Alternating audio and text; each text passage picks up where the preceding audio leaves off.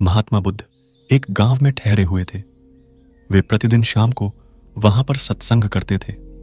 भक्तों की भीड़ होती थी क्योंकि उनके प्रवचनों से जीवन को सही दिशा बोध प्राप्त होता था।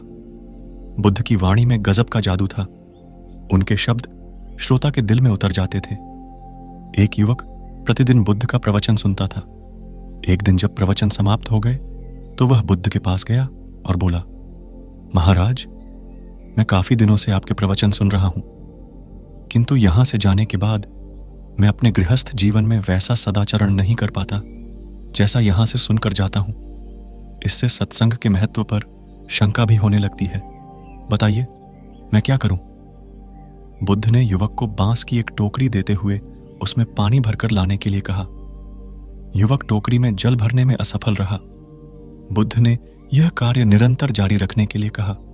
युवक प्रतिदिन टोकरी में जल भरने का प्रयास करता, किंतु सफल नहीं हो पाता। कुछ दिनों बाद बुद्ध ने उससे पूछा, इतने दिनों से टोकरी में लगातार जल डालने से क्या टोकरी में कोई फर्क नजर आया? युवक बोला, एक फर्क जरूर नजर आया है। पहले टोकरी के साथ मिट्टी जमा होती थी, अब वह साफ दिखाई देती है। कोई गंदगी नहीं दिखाई देती है और इसके छेद पहले जितने बड़े नहीं रह गए, वे बहुत छोटे हो गए हैं।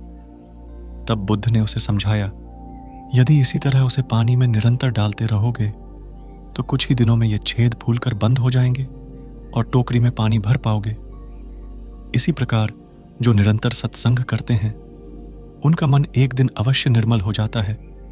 अवगुणों के छिद्र भरने लगते हैं और गुणों का जल भरने लगता है। युवक ने बुद्ध से अपनी समस्या का समाधान पा लिया।